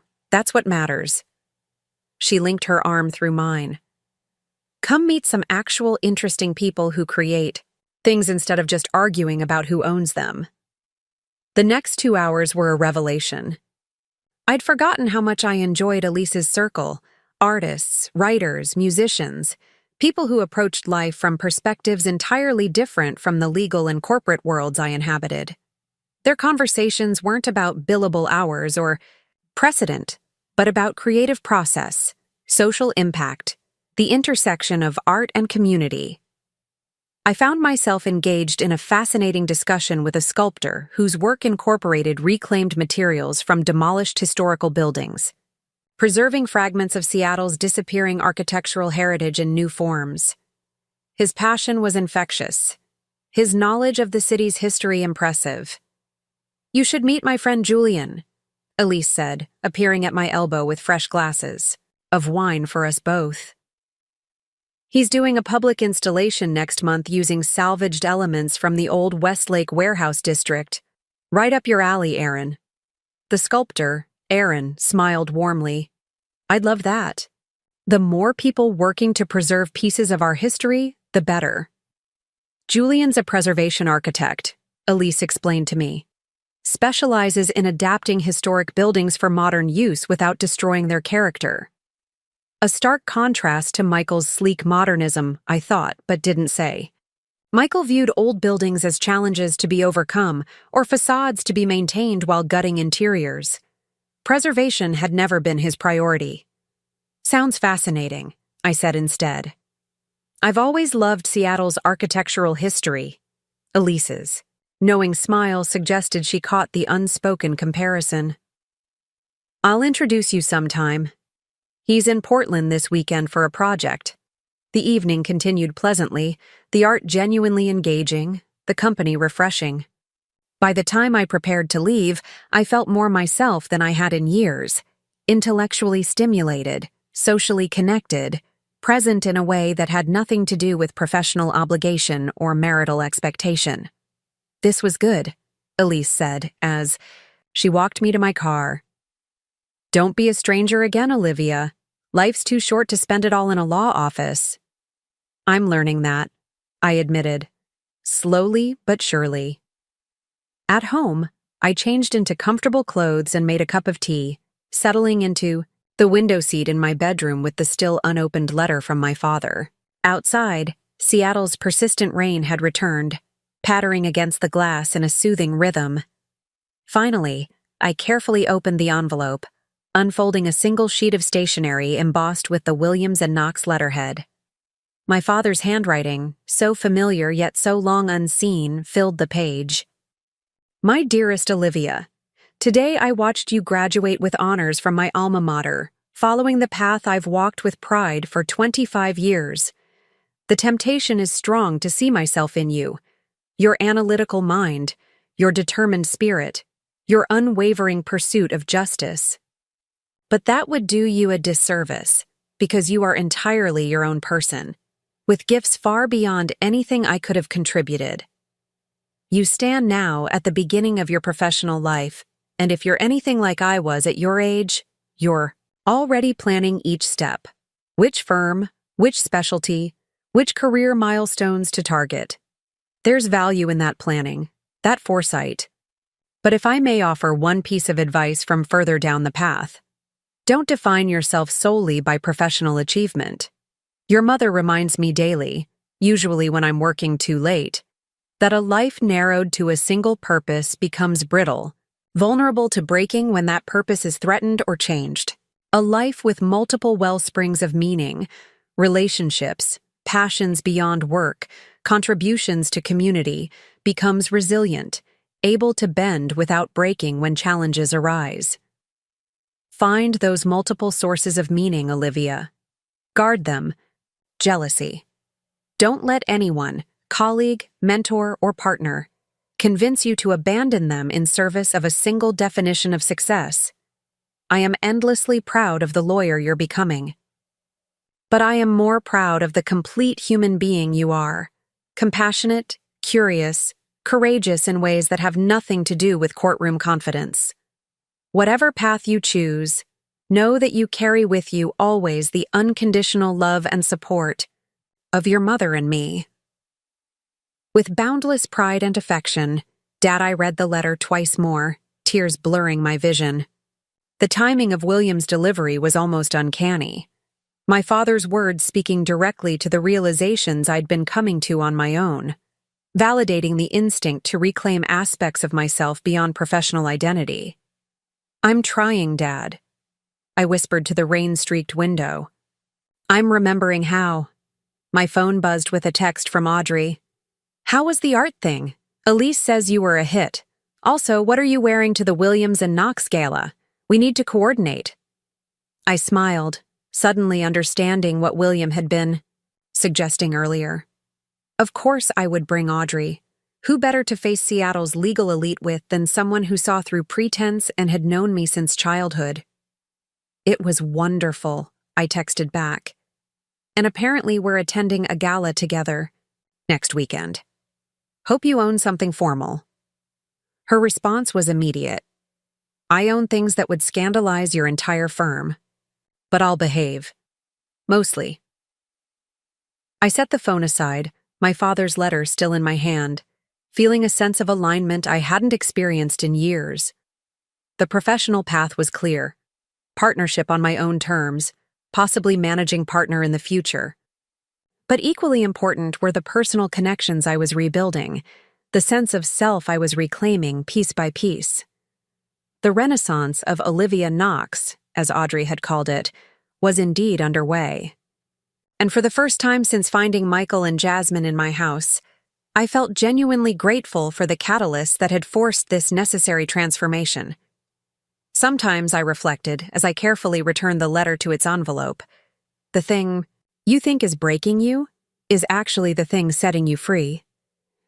Monday morning brought with it the restraining order hearing against Jasmine. I arrived at the King County Courthouse 30 minutes early, dressed in what Audrey called my legal warrior outfit, a perfectly tailored navy suit that somehow managed to convey both authority and restraint. Diana was already waiting, her briefcase open as she reviewed documents one final time. Good morning, she greeted me, looking up from her papers. Sleep well? Surprisingly, yes, I replied, settling into the chair beside her. Any word on whether she'll actually show up? Diana's lips curved in a slight smile. Oh, she'll be here. Jonathan Reed called me personally yesterday to inform me that while his client, meaning Michael, has no direct involvement in this matter, Ms. Cortez will be represented by Stephen Walsh from his firm. I raised an eyebrow at this development. They're providing her with legal representation? That seems telling. Indeed, Reed made some noise about ensuring all parties receive fair treatment and preventing escalation of an unfortunate situation. But the subtext was clear enough. Diana closed her briefcase with a decisive click. Michael is protecting her. Or himself, I suggested. If Jasmine faces legal consequences for impersonating counsel, she might decide Michael was complicit. Diana nodded appreciatively. Precisely. My thinking. This isn't about chivalry, it's about damage control. The courtroom began filling as 9 a.m. approached. I recognized Stephen Walsh immediately, a junior associate from Blackwell and Reed, known for handling the firm's less prestigious cases. And beside him, looking considerably less confident than she had in my doorway that fateful night, was Jasmine Cortez. She'd dressed conservatively for court, a beige pantsuit that seemed deliberately chosen to convey seriousness and professionalism, rather than the stylish image she'd projected at Canlis. Her dark hair was pulled back in a simple ponytail, her makeup minimal. The transformation was almost impressive in its calculation. Our eyes met briefly across the courtroom, hers quickly darting away when I didn't avert my gaze. It was a small victory, but one I quietly savored. The hearing itself was brief and decisively in our favor. Diana presented clear evidence of Jasmine's call to her office, including the receptionist's sworn statement that Jasmine had explicitly claimed to be representing Michael Parker in his divorce proceedings. The deception was unambiguous. Walsh attempted to portray it as a simple misunderstanding. Jasmine had merely been trying to help facilitate communication and had been unclear about proper protocols. But Judge Harrigan, a no-nonsense veteran of the family court system, was unimpressed by this explanation. "Ms. Cortez," she said, fixing Jasmine with a penetrating stare, "are you an attorney licensed to practice law in the state of Washington?" "No, Your Honor," Jasmine admitted quietly. "Are you employed in any legal capacity whatsoever?" "No, Your Honor." "Then you should have known better than to contact opposing counsel claiming to represent someone in ongoing legal proceedings." "Judge." Harrigan's tone was measured but firm. Such actions border on criminal impersonation. In the end, the temporary restraining order was granted, prohibiting Jasmine from contacting me directly, attempting to access my property, or representing herself as acting on Michael's behalf in any legal capacity. It was a clear win, though less severe than the criminal charges Diana had initially suggested might be possible. As we gathered our things to leave, I noticed Stephen Walsh speaking intently to Jasmine, whose expression had shifted from chastened to indignant. She glanced in my direction, her eyes narrowing slightly before Walsh placed a cautioning hand on her arm. "She's not happy," Diana observed as we exited the courtroom. "Good. A little legal consequence might teach her to respect boundaries." "I doubt it," I replied, thinking of the calculating transformation Jasmine had undergone for her court appearance. "She strikes me as someone who learns tactical adjustments rather than moral lessons." Diana chuckled. "That's why I like you. Olivia, your assessments are always so incisively accurate." She checked her watch. "I have another hearing at 10:30. Will you be all right?" "Perfectly fine," I assured her. "I'm headed straight to the office." After Diana departed, I made my way down the courthouse steps, the Seattle morning unusually bright for early spring. I was nearly to the street when I heard my name called. "Olivia, wait!" I turned to find Michael approaching, his expression a carefully crafted mixture of concern and restraint. He was impeccably dressed in a charcoal suit I recognized, one I'd helped him select for important client presentations. "What are you doing here?" I asked, though the answer was obvious enough. "I wanted to make sure Jasmine had proper representation," he replied, stopping a respectful distance away. "This whole situation has gotten out of hand." "Has it?" I kept my voice level. "She impersonated legal counsel Michael. That's not a misunderstanding. It's potentially criminal." He ran a hand through his hair, a gesture of frustration I knew well from our marriage. She was trying to help. She didn't understand the legal implications. She's an adult woman who made a deliberate choice to misrepresent herself. Her intentions don't change that reality. Michael's expression hardened slightly. "You didn't have to pursue a restraining order. A simple warning would have sufficed." "Would it?" I regarded him steadily. "The night I found you together, she tried to make me leave my own house. When that failed, she tried to gain access by pretending to be your attorney. Those aren't the actions of someone who respects boundaries, Michael." He had the grace to look momentarily ashamed. "That night, it wasn't her idea. I told her you weren't coming home until the next day. When you showed up, she panicked, as, 'Did you?' I noted. Neither of you covered yourselves in glory." A tense silence stretched between us, the courthouse steps continuing to bustle with morning activity around our small island of marital dissolution. "I miss you," he finally said, his voice dropping to that intimate tone that had once made my heart beat faster. the house feels empty without you. The statement was so absurd I nearly laughed.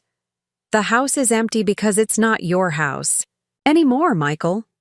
And I'm not interested in revisiting emotional territory we've already covered. Can't we at least be civil? Have a conversation that isn't through attorneys? He took a step closer, his expression earnest. 8 years together deserves more than legal documents and court appearances. I studied him, recognizing the technique.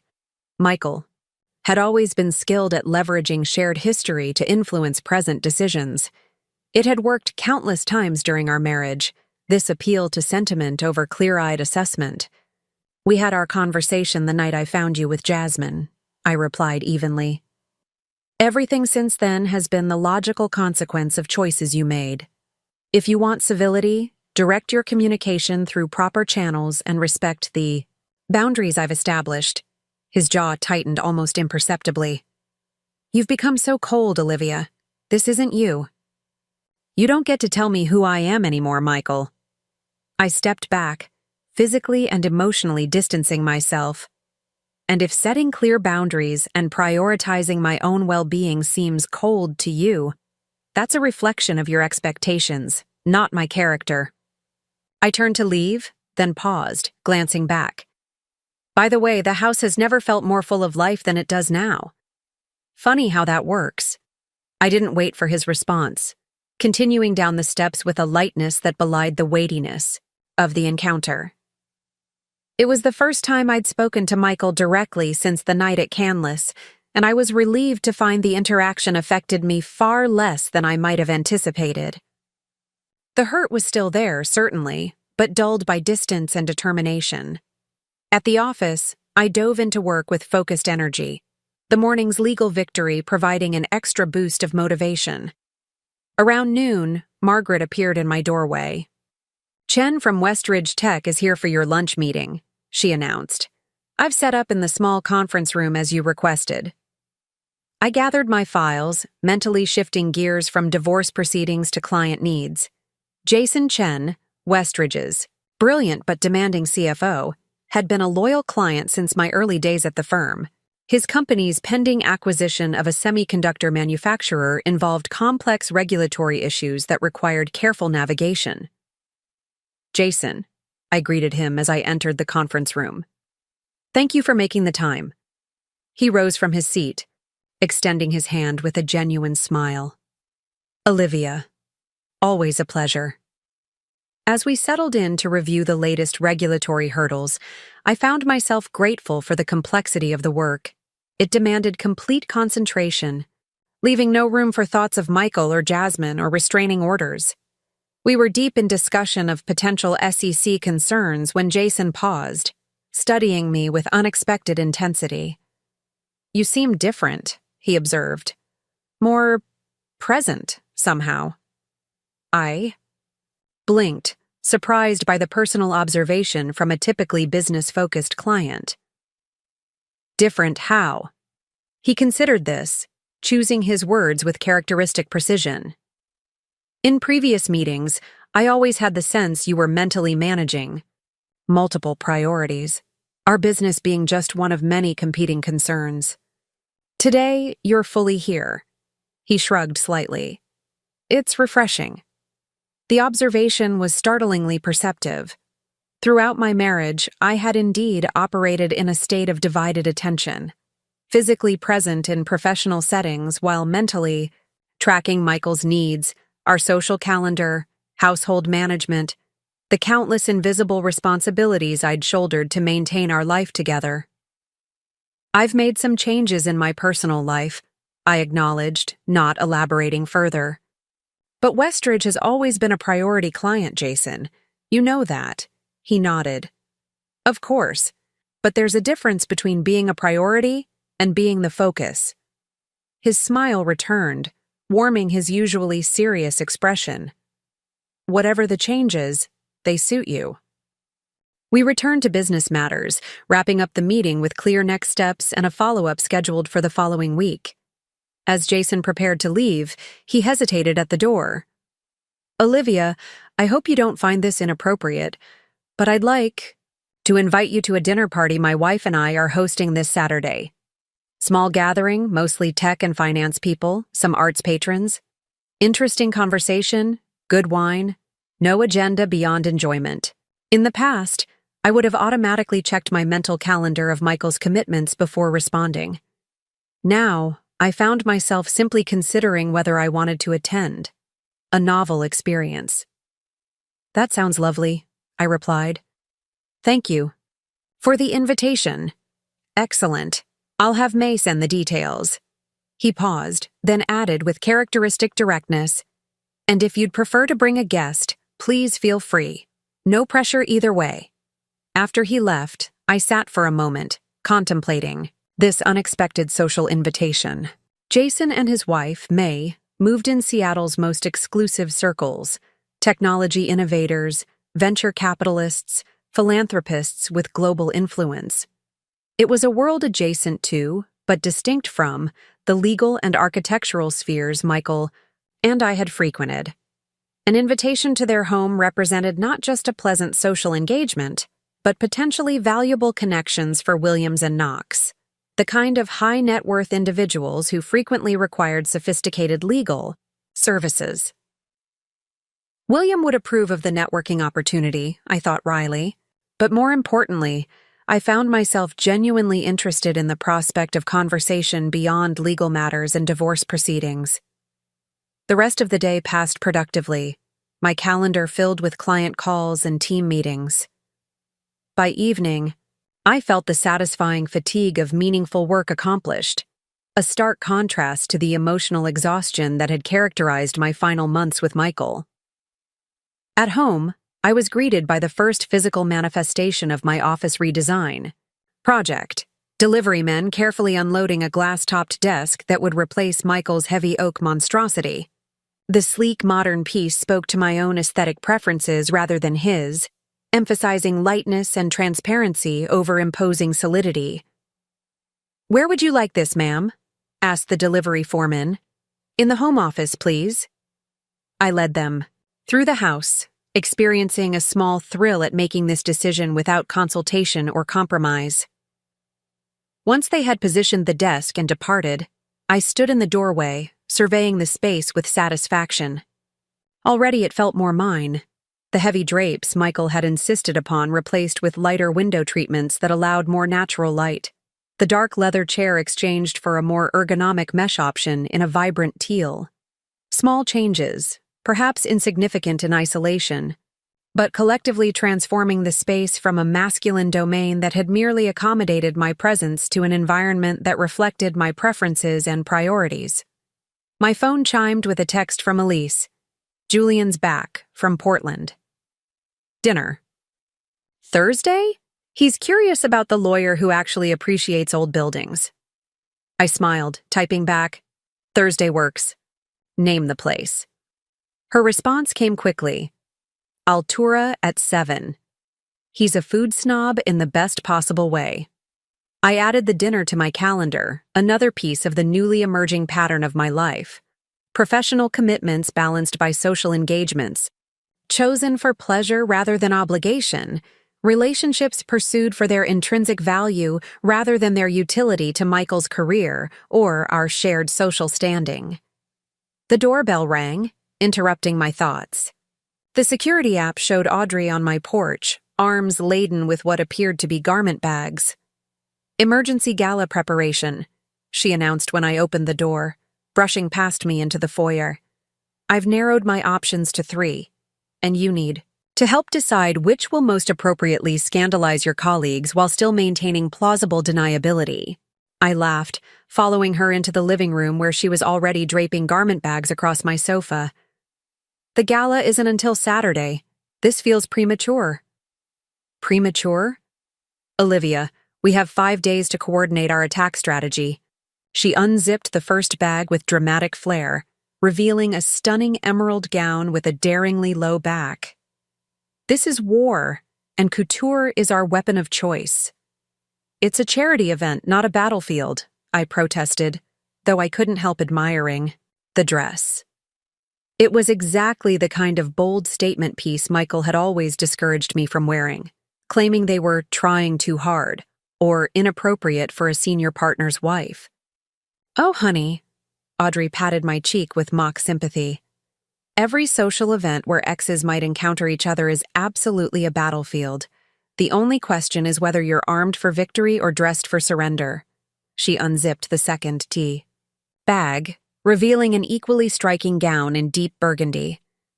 "Now, my sources tell me that Michael will definitely be attending, presumably without his girlfriend, given the restraining order situation, and that he's been telling people your separation is a temporary misunderstanding that's being blown out of proportion." I stiffened at this information. "What sources? And how dare he minimize what happened?" "Margaret is a treasure and deserves a substantial holiday bonus," Audrey replied, without a hint of remorse for her inside information. "And as for Michael's narrative control efforts, you really surprised? He's always excelled at managing perceptions." She wasn't wrong. Michael had built his professional reputation on his ability to shape narratives, presenting challenging architectural concepts in ways that made clients feel innovative rather than risky, positioning controversial design choices as visionary rather than problematic. Of course he would apply those same skills to our separation. All the more reason for us to present an unambiguous counter-narrative, Audrey continued, unzipping the third garment bag to reveal a sleek black column dress, with strategic cutouts that managed to be both elegant and daring. You, thriving. You, liberated.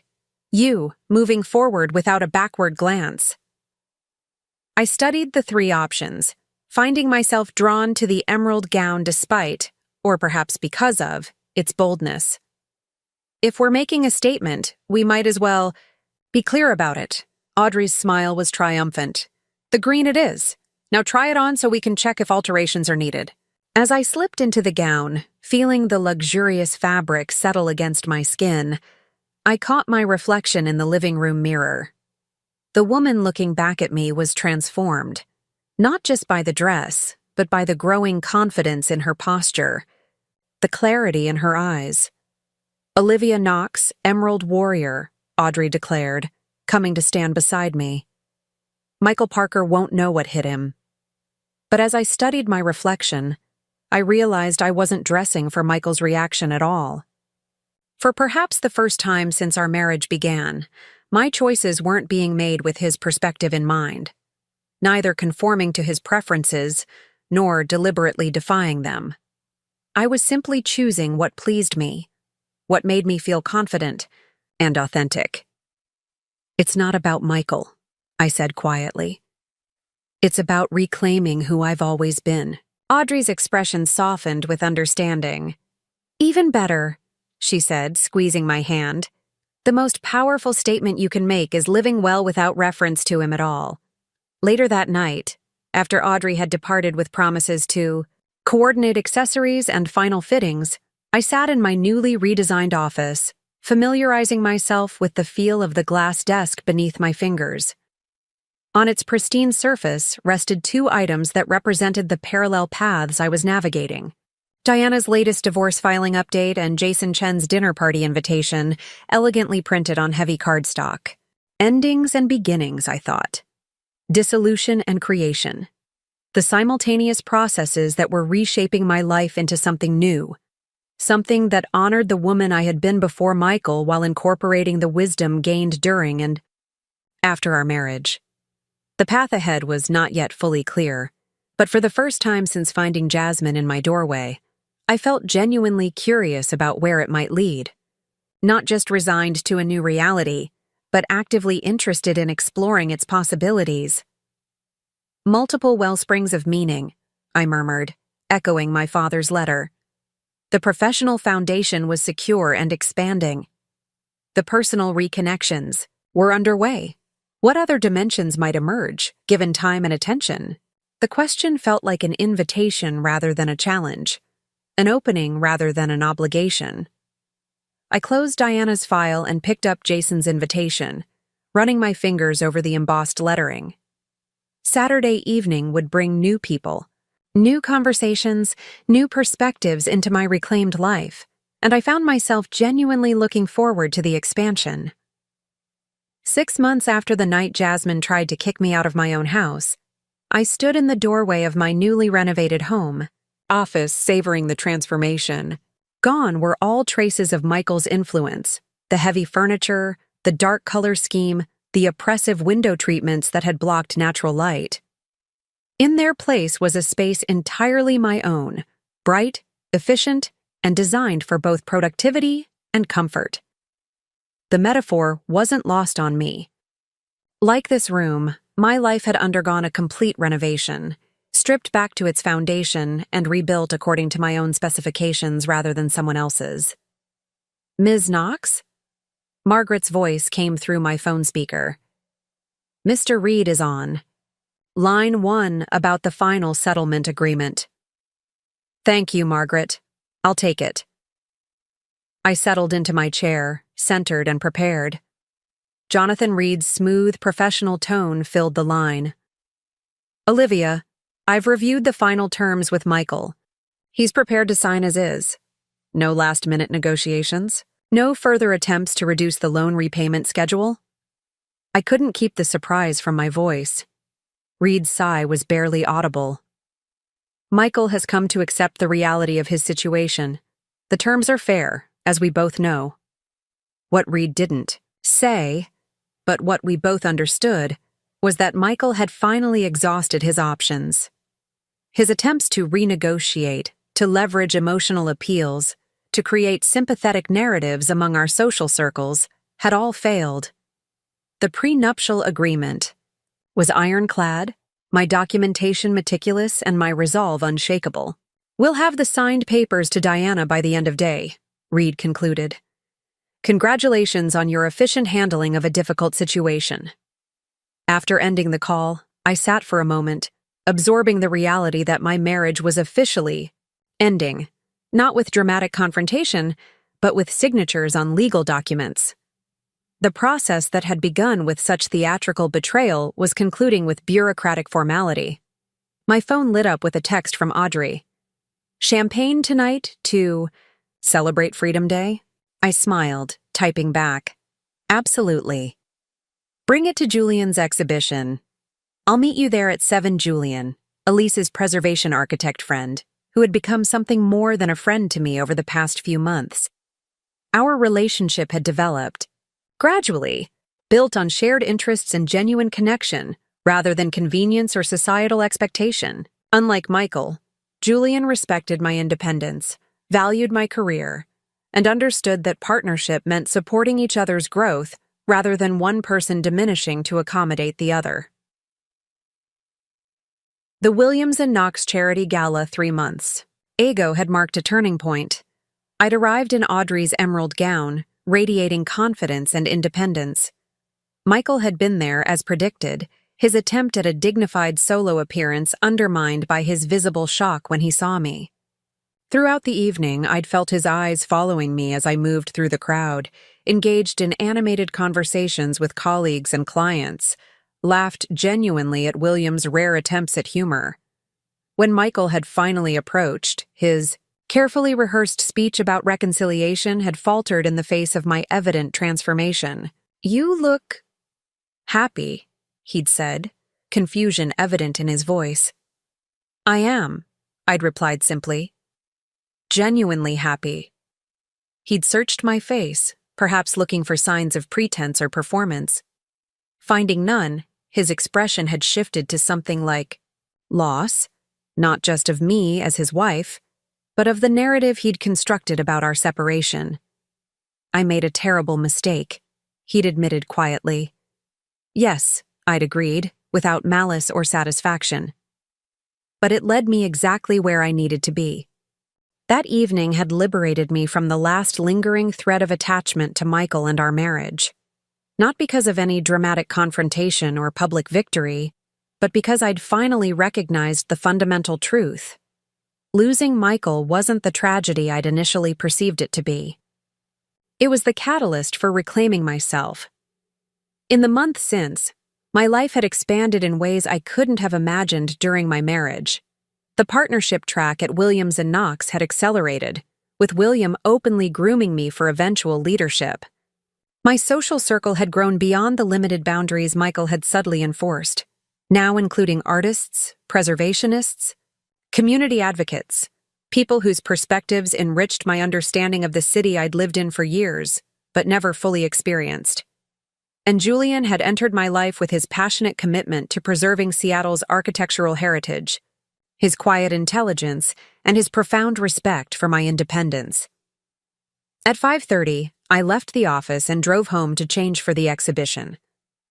Julian's project, a multimedia presentation documenting the history and salvation of several iconic Seattle buildings, was opening at Elise's gallery tonight. It represented months of work he'd shared with me in pieces, seeking my perspective, not because he needed validation, but because he valued my insight. As I dressed in a vintage-inspired outfit that complemented the exhibition's historical theme, I thought about Jasmine. According to William's connections in the architecture world, she had moved to Portland after the restraining order, unable to rebuild her professional reputation in Seattle after the scandal. Michael's once promising firm had downsized dramatically, shifting to smaller residential projects as the commercial clients drifted away. I felt no satisfaction in their struggles, only a detached acknowledgement of consequences naturally flowing from choices. My focus remained firmly on my own path forward rather than their journey backward. The gallery was already buzzing with activity when I arrived. Elise greeted me with a warm hug, whispering, "He's nervous about your opinion. Go easy on him."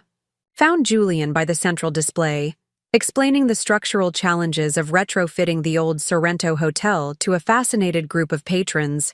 He looked up as I approached, his face brightening. "You made it," he said, excusing himself from the group. "I wouldn't miss it," I replied as he kissed my cheek. "The exhibition looks amazing."